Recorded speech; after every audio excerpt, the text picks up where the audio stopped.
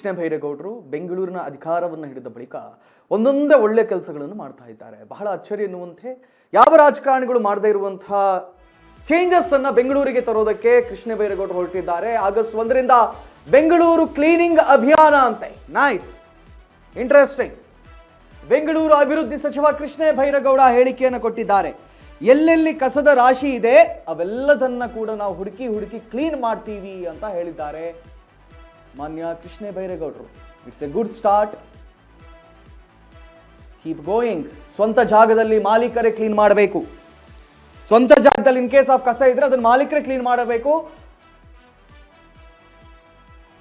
August 15ರ ಒಳಗಡೆ clean ಮಾಡ್ತೇವೆ, ಅದರ ಖರ್ಚನ್ನ ಮಾಲೀಕರ ಬಳಿ ವಸೂಲಿ ಮಾಡ್ತೀವಿ ಅಂತ ಹೇಳಿದ್ದಾರಂತೆ. ಈಗಾಗಲೇ 1616 ಜಾಗವನ್ನು ಗುರುತು ಮಾಡಲಾಗಿದೆ. ಬೆಂಗಳೂರು ಅಭಿವೃದ್ಧಿ ಸಚಿವ ಕೃಷ್ಣ ಬೈರೇಗೌಡ ಈ ರೀತಿಯ ಹೇಳಿಕೆಯನ್ನು ಕೊಟ್ಟಿದ್ದಾರೆ. ಸೊ ಫುಟ್ಪಾತ್ಗಳನ್ನ ಏನು ಒತ್ತುವರಿ ಮಾಡಲಾಗಿತ್ತು ಅದನ್ನೆಲ್ಲ ತೆರವುಗೊಳಿಸಲಾಗ್ತಾ ಇದೆ. ಮತ್ತೊಂದು ಕಡೆಯಲ್ಲಿ ಕಸದ ರಾಶಿ ಅಲ್ಲಲ್ಲಿ ಏನು ಬೆಂಗಳೂರಲ್ಲಿದೆ ಅದೆಲ್ಲದನ್ನ ಕೂಡ ಸರ್ಕಾರ ಕ್ಲೀನ್ ಮಾಡುತ್ತೆ.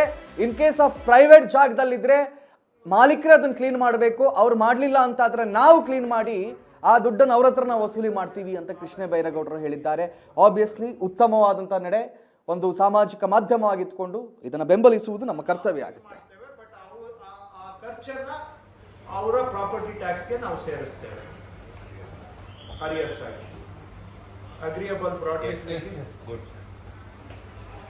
ಹೇಗೆ ರಮೇಶ್ ಜಗದೀಶ್ ಅಂದ್ರೆ 1 ಮಂತ್ ಟೈಮ್ ಕೊಡ್ತಾ ಇದ್ದೀರಿ ಸರ್. ಇವತ್ತು 1 ಮಂತ್ ಟೈಮ್ ನೀವು ಮಾಡದೇ ಇದ್ರೆ ಆಗಸ್ಟ್ 16 ನಿಮಗೆ ಪೆನಾಲ್ಟಿ ಹಾಕ್ತೀವಿ ಅಂತ, ಕ್ಲೀನ್ ಮಾಡಿ ಅದನ್ನ ಪೆನಾಲ್ಟಿ ಹಾಕ್ತೀವಿ ಅಂತ ನೀವು. Okay sir, right.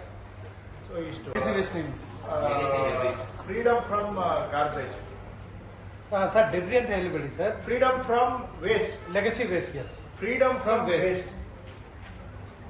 Entire month of August we have to run a campaign. ಇದು ಅಲ್ಲಿ ಎಲ್ಲೆಲ್ಲಿ ಲೆಗಸಿ ವೇಸ್ಟ್ ಬಿದ್ದಿದೆ ಇದನ್ನೆಲ್ಲ ತೆಗಿಬೇಕು, ಇನ್ಕ್ಲೂಡಿಂಗ್ ಬ್ಲಾಕ್ ಸ್ಪಾಟ್ಸ್ ಸೇರ್ಕೊಂಡು.